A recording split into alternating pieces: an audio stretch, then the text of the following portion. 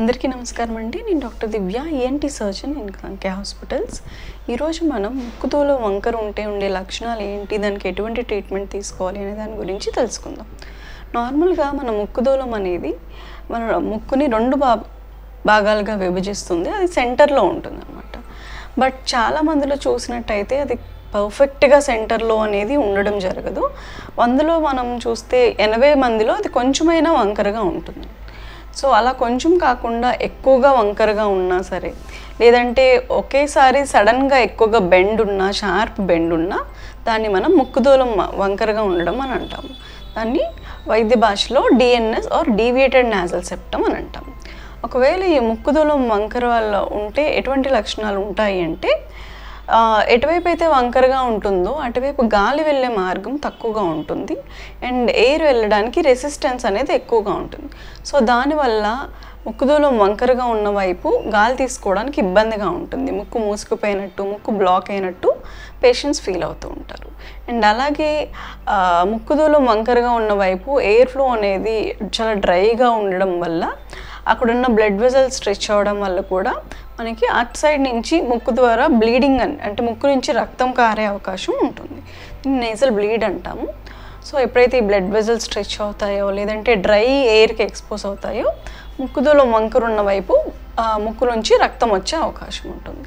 And అలాగే తలనొప్పి రావడం, ముక్కు ద్వారా గాలి తీసుకోవడానికి ఇబ్బంది ఉండడం వల్ల కొన్నిసార్లు వాసన సరిగ్గా తెలియకపోవడం, అలాగే ఈ రీజన్లో పెయిన్ అనేది ఎక్కువగా రావడం కూడా ముక్కుదూలం వంకరగా ఉండడం వల్ల వచ్చే లక్షణాలు. అండ్ ఒకవేళ ఈ ముక్కుదూలం వంకర వల్ల కొన్ని కాంప్లికేషన్స్ వస్తూ ఉంటాయి. అంటే ఈ ముక్కుదూలం వంకర అనేది సైనసెస్ ఓపెనింగ్ని కనుక బ్లాక్ చేస్తే సైనసైటిస్ వచ్చే అవకాశం ఉంటుంది. అలాగే యూస్టేషన్ ట్యూబ్ వెళ్ళే వైపు ఎయిర్ ఫ్లో అనేది తగ్గడం వల్ల యూస్టేషన్ ట్యూబ్ బ్లాక్ అవ్వడం, దానివల్ల మిడిల్ ఇయర్ పైన ఎఫెక్ట్ పడి మిడిల్ ఇయర్లో పెయిన్ రావడము, లేదంటే టింపానిక్ మెంబ్రేన్ అనేది రిట్రాక్ట్ అవ్వడం జరుగుతుంది.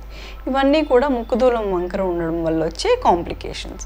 అండ్ అలాగే ముక్కుదూలం వంకర ఉన్నప్పుడు ముక్కు ద్వారా గాలి తీసుకోవడం ఇబ్బందిగా ఉండడం వల్ల నోటి ద్వారా గాలి తీసుకుంటూ అలా ఎక్కువ రోజులు నోటి ద్వారా గాలి తీసుకున్నప్పుడు నోరంతా డ్రైగా అయిపోవడం జరుగుతుంటుంది. అండ్ ఇలా కొంతకాలం ముక్కుదూలం వంకరగా ఉన్నప్పుడు ఎటువైపు అయితే వంకరగా ఉందో దానికి ఆపోజిట్ సైడ్లో దాన్ని కాంపెన్సేట్ చేయడానికి ఇక్కడ సైడ్ నుండే కండలు సైజ్ పెరగడం అనేది జరుగుతుంది. దాన్ని compensated hypertrophy of inferior terminates అని అంటాం. సో అలా అవి సైజ్ పెరిగినప్పుడు బోత్ సైడ్స్ మనకి ముక్కు బ్లాక్ అవ్వడం జరుగుతుంది. నెక్స్ట్, ఒకవేళ మీకు కనుక ఈ లక్షణాలు ఉన్నట్టయితే మీరు దగ్గరలో ఉన్న ఈఎన్టీ డాక్టర్ని సంప్రదిస్తే ఫస్ట్ హెడ్లైట్ ద్వారా ఎగ్జామిన్ చేయడం, ఎండోస్కోపిక్ ద్వారా ఎగ్జామిన్ చేయడం జరుగుతుంది.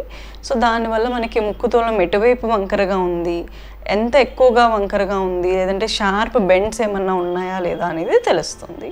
అండ్ దాంతోపాటు ఇన్ఫీరియర్ టర్మినేట్ అనేది సైజ్ ఏమన్నా పెరిగిందా లేదా అనేది కూడా తెలుస్తుంది. అండ్ ముక్కుదూలం వంకరగా ఉన్న వాళ్ళలో తీసుకోవాల్సిన ట్రీట్మెంట్ ఏంటి అంటే, ఏదైతే మనకి ముక్కుదూలం పైన మ్యూకోజా స్వెల్ అవుతుందో దాని సైజ్ తగ్గించడం కోసం అండ్ టెంపరీ రిలీఫ్ కోసం మనం నేజల్ డీకంజెస్టెంట్ డ్రాప్స్ అనేవి యూజ్ చేయొచ్చు. అంటే నోస్లో వేసుకునే డ్రాప్స్ వాడుకోవచ్చు, అలాగే యాంటీహిస్టమినిక్స్ యూజ్ చేయొచ్చు. అండ్ అలాగే కొంతమందిలో మనం నేజల్ స్టెరాయిడ్ స్ప్రేస్ అనేవి కూడా యూజ్ చేయొచ్చు. ఈ మెడికేషన్స్ ద్వారా ఓన్లీ మనకి ఆ ముక్కుదూలం పైన ఉన్న మ్యూకోజా ఏదైతే స్వెల్ అయిందో, లేదంటే ఈ టర్మినేట్ పైన ఉన్న మ్యూకోజా ఏదైతే సైజ్ పెరిగిందో దాన్ని మాత్రమే మనం ష్రింక్ చేయగలం. ఏదైతే వంకరగా ఉందో దాన్ని మనం కరెక్ట్ చేయలేం. మరి అలాగ పర్మనెంట్గా మనకి దానికి రిలీఫ్ రావాలి అంటే డెఫినెట్లీ దాన్ని మనం సర్జరీ ద్వారా కరెక్ట్ చేసుకునే మనం రిలీఫ్ తెచ్చుకోవచ్చు. బట్ అందరిలోనూ ముక్కుదూలం వంకరలో మరి 100లో 80 మందికి ఉంటుందంటున్నారు. మరి అందరికీ సర్జరీ చేయాలా అంటే అవసరం లేదు.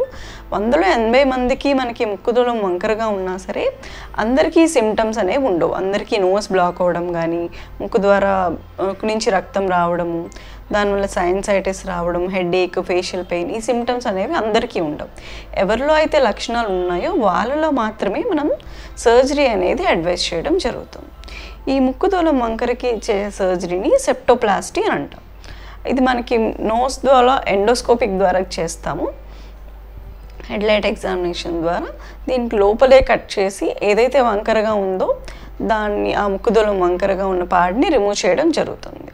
సో మనం పైన ఏమీ కట్ కానీ స్టిచెస్ కానీ ఏమి వేయము. నోస్ ఎక్స్టర్నల్గా మనకి ఎటువంటి ప్రాబ్లం ఉండదు.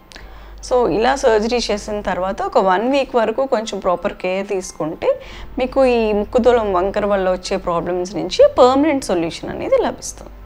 మీకు కనుక ఈ టాపిక్ గురించి ఎటువంటి డౌట్స్ ఉన్నా ఈ నెంబర్కి కాల్ చేసి అడగచ్చు. Thank you.